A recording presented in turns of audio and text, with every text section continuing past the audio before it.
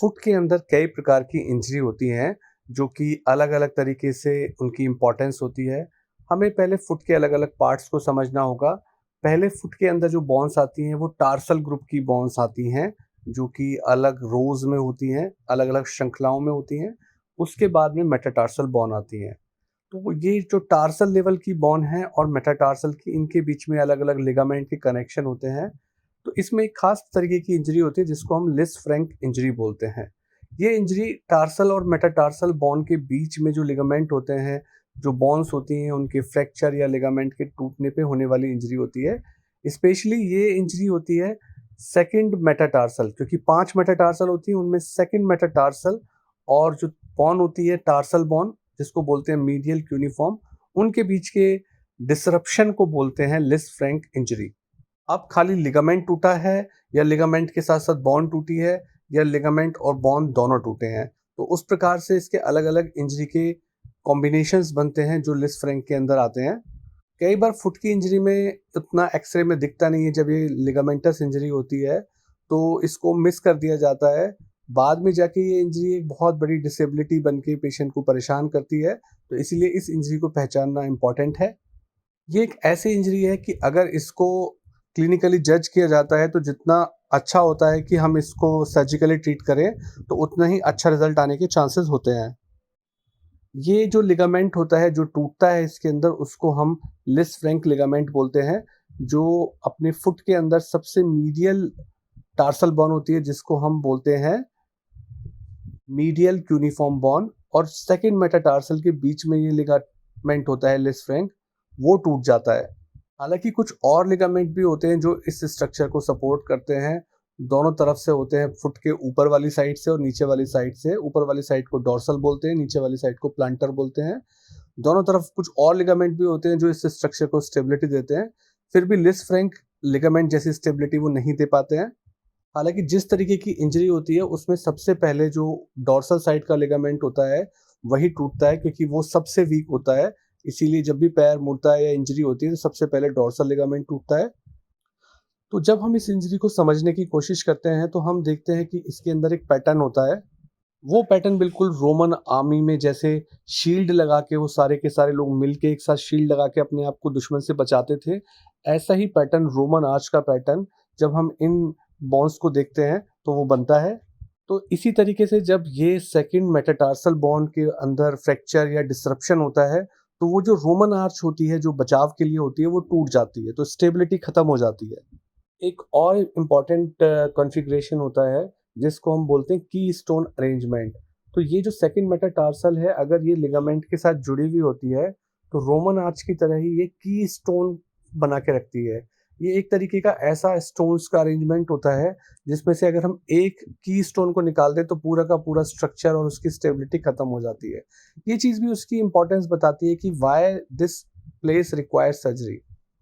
ज़्यादातर केस में ये जो इंजरी होती है, वो तब होती है कि जब आपका पंजा जो होता है, 4 फुट का हिस्सा होता है, वो सडनली पूरी की तरह नीचे की तरफ मुड़ जाए और आपकी बॉडी उसे आगे की तरफ धक्का दे, तब ये लिगामेंट टूटता है।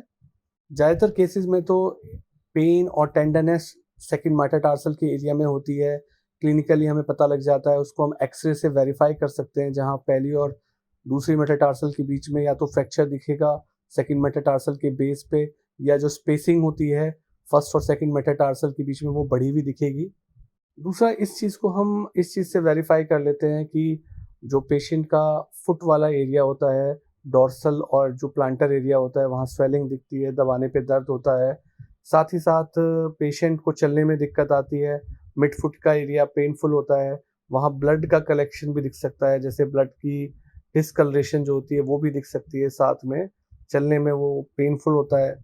खास तौर से अगर प्लांटर साइड फुट पे, वहाँ पे थोड़ा ब्लड का कलेक्शन दिखता है, एक्कीमोसिस दिखता है, तो वो एक इम्पॉर्टेंट साइन होता है, मीडियल प्लांटर साइड पे दिखता है कि ये लिस-फ्रैंक इंजरी हो सकती है। इसको एक्स-रे में हम एक लाइन के द्वारा भी देखते हैं, जो लाइन हम बीच वाली क्यूनिफॉर्म बोन होती है, जिसको हम मिडल क्यूनिफॉर्म बोलते हैं, वहाँ से अगर हम एक लाइन बनाएँ और सेकंड मेटाटार्सल के मीडियल हिस्से से उसको खींचते हुए चले जाएँ, तो वो एक अलाइनमेंट होता है। अगर वो डिसरप्टेड दिखता है, तो इसका मतलब है कि यहाँ पर लिस-फ्रैंक इंजरी हुई है।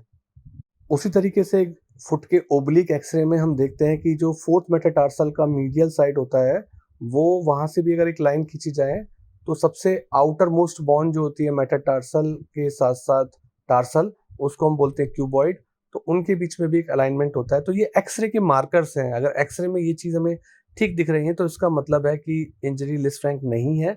अगर ये डिसरप्शन दिख रहा है, तो इसका मतलब लिस्फेरेंक इंजरी है। ऐसे एक्सरेज में लैटरल व्यू बहुत ही ज़्यादा इम्पोर्टेंट होता है।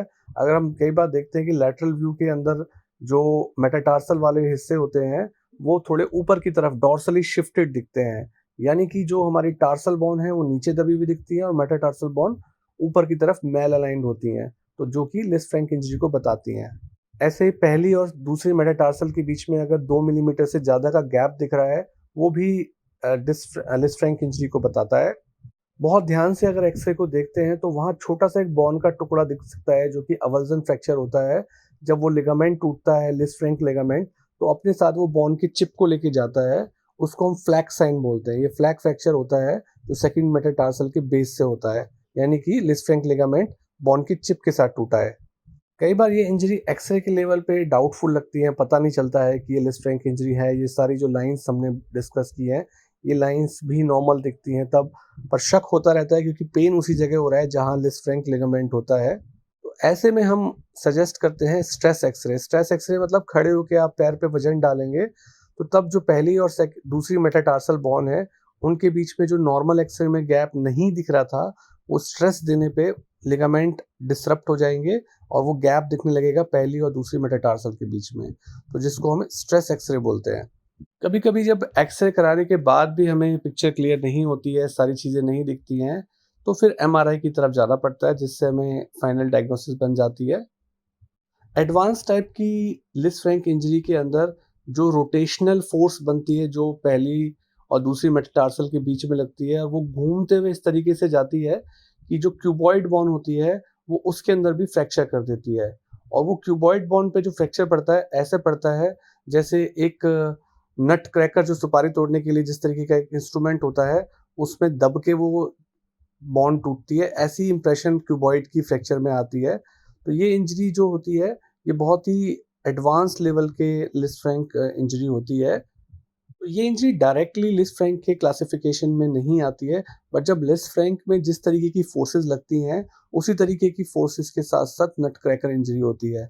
ऐसे ही जो न्यूरोपैथिक जॉइंट होते हैं, जहाँ पे पैरों के सेंसेशन कम हो जाते हैं, वहाँ पे बहुत बुरी तरीके से बोन्स फ्रैक्चर होती हैं, वो लिस्फेरेंक नहीं होती हैं, वो न्यूरोपैथिक जॉइंट्स होते हैं। जैसे डायबिटिक पेशेंट हुए, सिफिलिटिक पेशेंट हुए और न्यूरोपैथिक कंडीशंस हुई, तो वहाँ पे बोन्स के बिल्कुल अलग-अलग छोटे-छोटे फ्रेगमेंट्स बन जाते हैं, बट वो लिस्फेरेंक नहीं है, वो शार्कॉट्स जॉइंट्स होते हैं। लिस्फेरेंक इंजरी में सिर्फ वो इंजरी जो कि जहाँ पर लिगामेंट का डिसरप्शन है पर बोन का डिस्प्लेसमेंट नहीं हुआ है, तो वो वाला जो पार्ट होता है वो तो बिना सर्जरी के ट्रीट किया जा सकता है, कि जहाँ हमने स्ट्रेस व्यू करा के देखा, हमने लैटरल व्यू में देखा बोन के बीच में कोई शिफ्ट नहीं है, डॉर्सल मूवमेंट नहीं है, वो तो प्लास्टर के अंदर ठीक हो सकती है इंजरी। पेशेंट को हम 6 वीक तक प्लास्टर में रखते हैं, बिना वज़न रखने के लिए मना करते हैं और लगातार एक्स-रे चेक कराते रहते हैं, लैटरल ऑब्लिक व्यू में देखते रहते हैं कि मेटाटार्सल और टार्सल बोन के बीच में कोई शिफ्ट तो नहीं आ गया है, तो वो प्लास्टर से ही ठीक की जा सकती है। तो अगर हमें पता चलता है कि ये एडवांस लेवल की इंजरी है, अब हमें देखना होता है कि खाली लिगामेंट टूटे हैं या बोन के साथ-साथ हुआ है। तो अगर खाली लिगामेंट टूटे होते हैं तो हम कोशिश करते हैं पहले और दूसरे टार्सल मेटाटार्सल जॉइंट को फ्यूज़ कर दें आपस में। इसमें भी ये ध्यान रखना होता है कि परक्यूटेनियस वे से करें तो वो ज़्यादा अच्छा होता है। मेन बात होती है जो इंजरी होती है जिस उसको जितना ज़्यादा अच्छे तरीके से हम रिड्यूस करके या रिड्यूस पोज़ीशन में स्क्रू लगा के फिक्स करते हैं उतना अच्छा रहता है।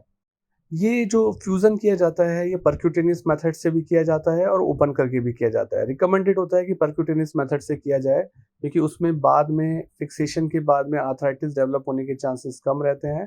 पर अगर ओपन तरीके से करेंगे तो आर्थराइटिस डेवलप हो जाएगा, जहाँ बाद में हमें पेन किलर मेडिसिन्स और शू के अंदर कुछ मॉडिफिकेशंस करने पड़ते हैं। मेन बात इन इंजरीज़ के अंदर यही होती है कि हम जो भी फ्रेगमेंट है, जो भी कीस्टोन अरेंजमेंट है, उन सब चीज़ों को अपनी जगह बिठा के और स्क्रू के साथ ज़रूरत पड़ने पे कहीं-कहीं के वायर्स भी लगाई जाती हैं, उस पूरे अरेंजमेंट को फिक्स किया जाता है। जैसे कि हम एक स्क्रू लगाते हैं फर्स्ट मेटाटार्सल से मिडिल क्यूनिफॉर्म के बीच में लगाते हैं, दूसरा फर्स्ट मेटाटार्सल से मीडियल क्यूनिफॉर्म में लगाते हैं, दूसरा स्क्रू जो लगाते हैं हम वो मीडियल क्यूनिफॉर्म से सेकंड मेटाटार्सल में लगाते हैं, तीसरा स्क्रू जो हम लगाते हैं थर्ड मेटाटार्सल के बेस से मिडिल क्यूनिफॉर्म में लगाते हैं। तो ये 3 स्पेसिफिक स्क्रू लगाने के बाद काफ़ी स्टेबिलिटी आ जाती है। अगर चौथी और पांचवी मेटाटार्सल बोन और क्यूबॉइड के बीच में भी इंस्टेबिलिटी लग रही होती है तो उनको खाली के वायर से फिक्स करके रिड्यूस करके छोड़ देते हैं। जनरल प्रिंसिपल देखा जाता है तो जो पहले, दूसरे और तीसरे टार्सो मेटाटार्सल जॉइंट के अंदर वैसे भी मोबिलिटी ज़्यादा नहीं होती, काफ़ी स्ट्रक्चरल स्टेबिलिटी होती है, तो वहाँ पे स्क्रू के साथ फिक्सेशन होता है। जो फोर्थ और फिफ्थ मेटाटार्सल टार्सल जॉइंट होते हैं वो काफ़ी मोबाइल होते हैं, वहाँ पर के वायर्स लगाई जाती हैं ताकि एब्सोल्यूट स्टेबिलिटी ना आ जाए। कई बार जब इस तरीके की इंजरी होती हैं और कोई ओपन सर्जरी करने को नहीं डिसाइड करते, खाली बाहर से के वायर लगाते हैं, तो कई बार वो के वायर लूज़ हो जाते हैं, वो फ्रेगमेंट वापस से अपने कीस्टोन अरेंजमेंट से निकल के बाहर आ जाता है, तो वो एक सही ट्रीटमेंट नहीं है। तो इस प्रकार से ये काफ़ी कॉम्प्लिकेटेड टाइप का ट्रीटमेंट, फ्रैक्चर और मैनेजमेंट होता है। इसके सारे एस्पेक्ट को समझना और इसको ट्रीट करना बहुत ही इम्पोर्टेंट होता है। इसमें सर्जरी के ऑप्शंस ज़्यादा होते हैं, कंज़र्वेटिव के ऑप्शंस कम रहते हैं। तो पेशेंट को ये पता होना चाहिए कि ये जो इंजरी उनकी बेहतरी के लिए अगर सर्जिकली मैनेज की जाए, तो ज़्यादातर केसेज़ में वो ठीक रहती है।